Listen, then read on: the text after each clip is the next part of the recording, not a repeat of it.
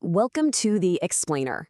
Today, we are diving deep into a communication skill that's, frankly, a bit of a superpower.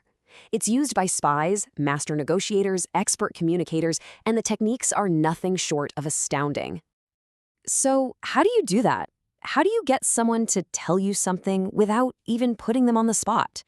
Well, the answer lies in this incredible, subtle art called elicitation.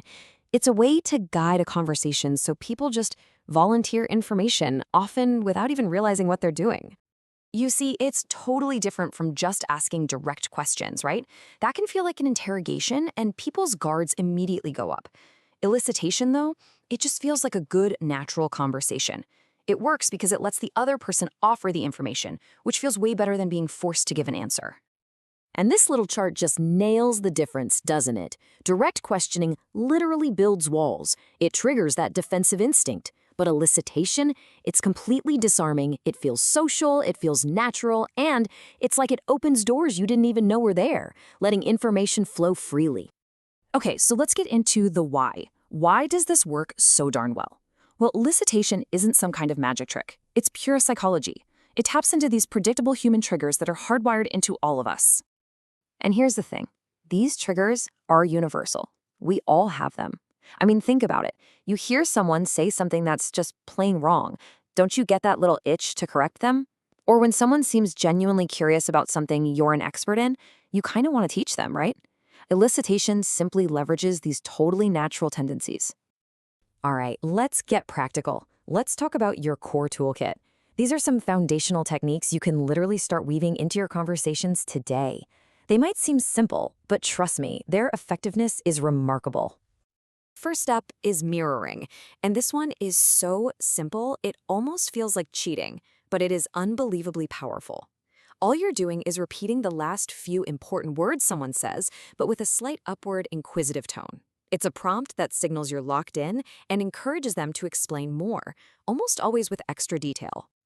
Okay, look at this example. It's perfect. The suspect says, "They kept telling me no." And all you do is repeat back, "Telling you no?" Boom. The suspect doesn't even hesitate. They just keep talking. And in the process, they volunteer a huge piece of new, critical information. No direct question was even asked. It's amazing. Next up, we have naivety. You know that human trigger we just talked about, that urge to educate? This technique taps directly into it. It's all about playing the role of the curious, fascinated student, especially on a topic where they feel like an expert. This approach is completely disarming. By showing fascination and admitting your own limits, you're handing them the expert hat. You make them feel knowledgeable, important, and guess what? People love that. It makes them comfortable, and they just start sharing information freely because they're teaching you. All right, you've got the basics. Now, let's level up. We're getting into the advanced playbook, and this is where things get really interesting and a little counterintuitive. We're going to talk about the incredible power of the word no. You know, for most of us, hearing no feels like a roadblock, a dead end. But for a skilled negotiator, no is pure gold. Getting someone to say no can actually be way more productive than getting a yes. It makes them feel safe, like they're in control, and it clarifies what they truly want by eliminating what they don't. And that brings us to intentional mislabeling. This one is really powerful. You deliberately say something you know is wrong about how they're feeling or what they want. Why would you do that? Because it forces them to stop, really listen to what you said, and then correct you with the truth. So, for example, you say something like, "It seems like you want this project to fail." Whoa, they're pretty much forced to respond, right? They'll jump in with, No, that's not it at all. What I actually want is," and just like that, you get their real motivation, clear as day. Okay, technique number 4, bracketing. Let's say you need a specific number. Asking for it directly can put someone on the spot. So instead, you offer a range. And here's the key, an incorrect range. It feels kind of vague to them, and that same old human instinct to correct the record kicks right in. And just look at this. You say, "So we're hearing there was about 10 to 14 grams. The suspect's brain just goes, "What? No way." And they blurt out, "It was only like a gram at best." And there it is. The wrong range got you the exact information you were after. It's brilliant.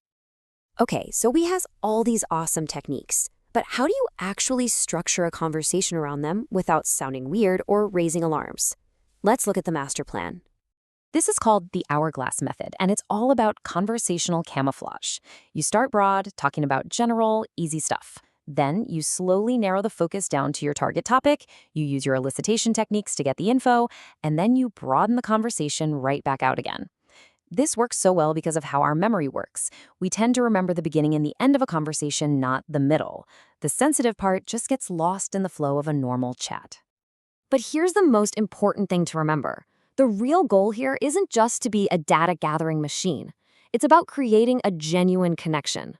When you use these techniques correctly, they help you build real rapport and to really truly understand the other person and what makes them tick. And that's really the final takeaway from this explainer. Elicitation isn't just a set of spy tricks. It's a powerful new way to approach every single conversation you have.